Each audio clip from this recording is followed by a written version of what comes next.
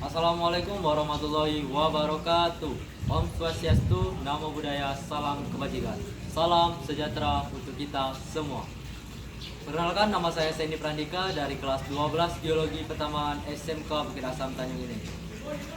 Di sini kita akan belajar 4 cara penggunaan pengukuran menggunakan kompas. Yang pertama itu ada strike, ada dip, ada azimuth, dan yang terakhir itu slope. Selamat menyaksikan. Oke, baiklah teman-teman, sebelum kita melakukan pengukuran, kita membutuhkan beberapa alat. Itu yang pertama ada namanya kompas, ya. Ini penting. Selanjutnya ini ada pena. Ketiga ada miniatur atau alat peraga lapisan batuan yang sudah dibuat oleh SMK Bukit Asam. Selanjutnya bidang datar yang digunakan untuk alat bantu dalam pengukuran nanti. Dan ini tidak harus papan tulis ya, bisa kita gunakan juga papan yang datar lah artinya. Oke, baiklah. Di sini karena kita menggunakan pengukuran menggunakan kompas, jadi sebelum itu kita akan mengetahui nama bagian-bagian dari kompas. Oke. Jadi ini bentuk kompas ya teman-teman. Ini bodi kompas. Jadi kompas ini berbentuk segi 8 yang memudahkan untuk menetapkan atau menempatkan di mana tempat kita ukur. Ya. Selanjutnya kita buka seperti ini ya teman-teman. Nah, ini isi bagian dalam kompas. Oke, di dalam bagian kompas ini ada yang namanya cermin ya, cermin. Ini ada alivia line, dan juga ini ada bull eyes, ada nivo tabung ya, seperti tabung teman-teman. Kemudian ini ada visir atau pegangan kompas. Kemudian ini ada jarum kompas yang menunjukkan arah. Ini ada bagian-bagian derajat. Kemudian di itu ada juga derajat dalam. Dan ini ada klinometer ya. Ini klinometer teman-teman.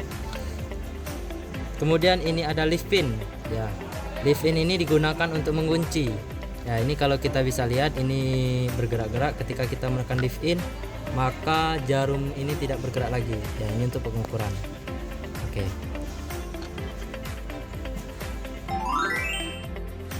Baiklah teman-teman, di sini akan kita ukur strike dan dip ya.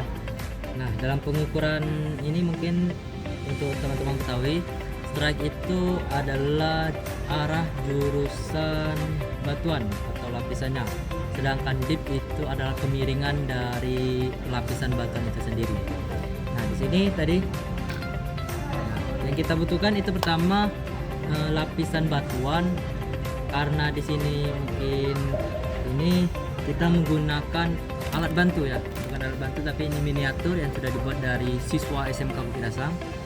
Ya, ini ada contoh lapisan batuan ya, dari batuan ini batuan pasir, batuan yang lainnya ya teman-teman. Nah, di sini ada perbedaan, dan garis perbedaan inilah yang kita sebut dengan perlapisan atau lapisan batuannya. Nah, dan untuk mengukur strike dan dip ini, yang pertama itu kita buka alatnya. Nah, untuk pengukuran strike itu kita menggunakan bull eyes atau mata lembu. Jadi nanti kita akan peragakan ya. Nah, dan strike itu teman-teman ketahui, strike itu adalah arah. Jadi begini teman-teman. Nah, ini yang dinamakan arah lapisan atau arah kejuruan. Jadi arahnya ke sini. Nah ya, mungkin ini alat bantu ya teman-teman ya. Jadi seperti ini.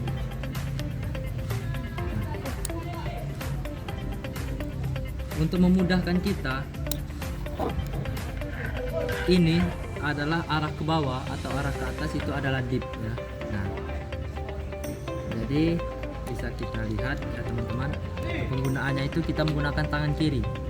Jadi kalau dip ke bawah berarti strike ini mengarah ke sini teman-teman. Nah, strike ini strike ya. Strike horizontal.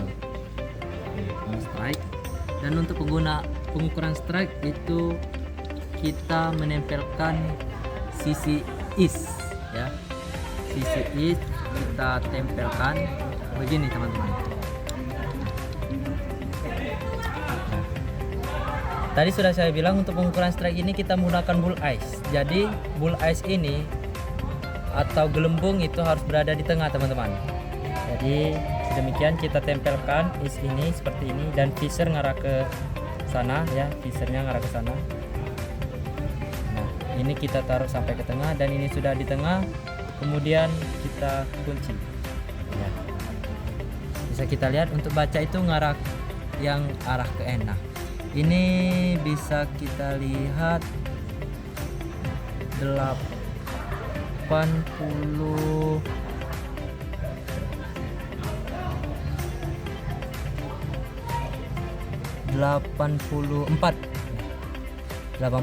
teman-teman. Jadi untuk pembacaannya itu atau penulisannya itu bisa kita tulis dengan strike-nya. Strike itu sama dengan north 84 derajat. Itu tuh strike teman-teman.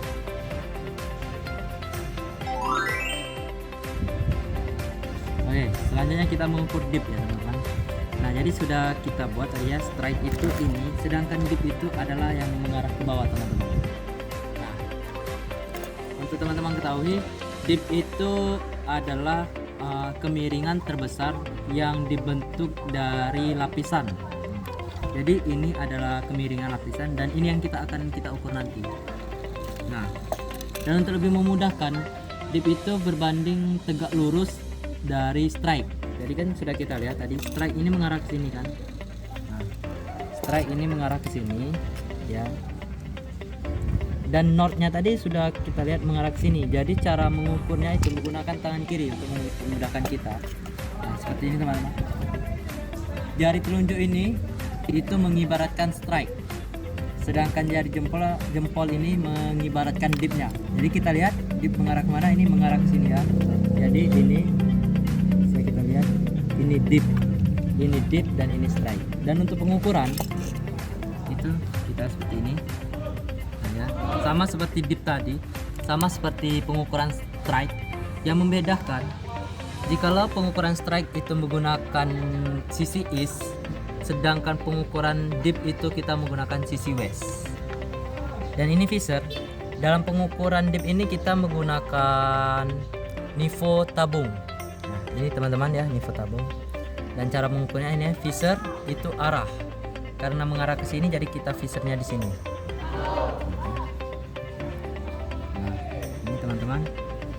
Dan yang kita gerakkan itu adalah klinometer untuk memasukkan gelembung nivo tabung sampai ke tengah. Ini teman-teman ya. Kita atur terus sampai gelembungnya masuk ya.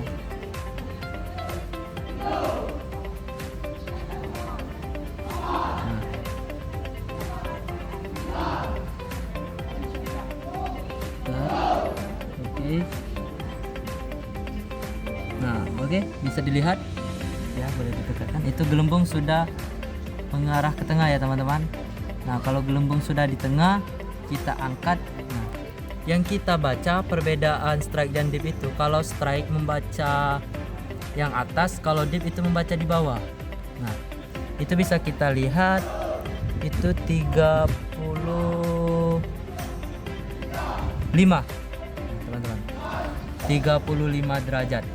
Dan untuk dip itu dip 35 derajat. Nah, dan cara penulisan strike and dip itu seperti ini teman-teman.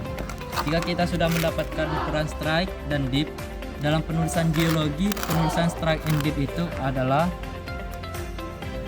north 84 derajat east garing 35. Nah, 35 derajat. Tapi dalam penulisan itu 35 ini tidak usah kita buat derajat karena ini sudah menunjukkan 35 derajat. Dan untuk penulisan garisnya itu kita buat seperti ini. 84 derajat berarti kurang lebih seperti ini teman-teman. Nah, ini karena ini 84 derajat, kita lihat arah ke sini, jempol mengarah ke bawah. Dan untuk ini harus tegak lurus teman-teman. Tegak lurus, tinggal kita buat 35. seperti ini kan. Ini sudah menunjukkan 84 derajat 35. Untuk strike tidak kita buat karena dalam penulisan strike ini sudah menunjukkan arah strike-nya. Nah, dan dip tinggal kita buat 35. Oke. Mungkin itu saja. Selanjutnya untuk pengukuran azimut visor itu kita luruskan keluar. Kemudian cara pertama itu letakkan kompas geologi setinggi pinggang kita. Ya, lebih seperti ini. Kemudian kita mengukur objek yang akan diukur. Oke, kurang lebih seperti ini. Dan buka kaca sampai objek yang akan dibentuk atau yang kita ukur itu terlihat. Nah, di sini kita akan mengukur tiang bendera. Nah, tiang bendera itu akan kita ukur. Jadi azimut ini cara mengukur arah tiang bendera dari letak kita berdiri. Ya, kurang lebih seperti ini. Oke, kita arahkan sampai visor dan cermin ini bertemu. Visor. Nah, ketika sudah bertemu, di sini ada bull eyes atau mata sapi yang biasa kita sebut. Ketika sudah bertemu, ini letakkan bull eyes ke dalam lingkaran dalam kompas. Setelah sudah terletak di dalam lingkaran, maka kita kunci. Ya. Baiklah, di sini kita lihat untuk derajat itu 240 atau bisa ditulis north 240 derajat east. Nah, itu dia cara pengukuran azimut, teman-teman. Oke, baiklah teman-teman, di sini selanjutnya kita akan mengukur seluk dengan menggunakan kompas. Jadi yang pertama itu untuk kompas kita dibuka, kemudian kita tutup seperti ini. Nah, kurang lebih seperti ini. Jadi dalam keadaan kompas seperti ini membentuk sudut sebesar 45 derajat. Ini untuk pengukuran slope. Nah, baiklah, di sini kita akan mengukur slope. Oke, jadi di sini kita akan mengukur kemiringan sudut atap gedung SMK Bukit Asam.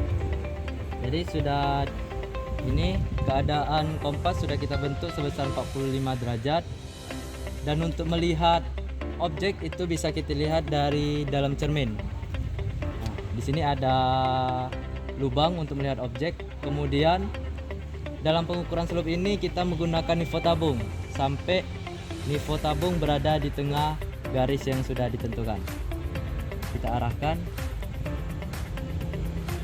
Dan untuk melihat nifo tabung itu kita menggunakan cermin.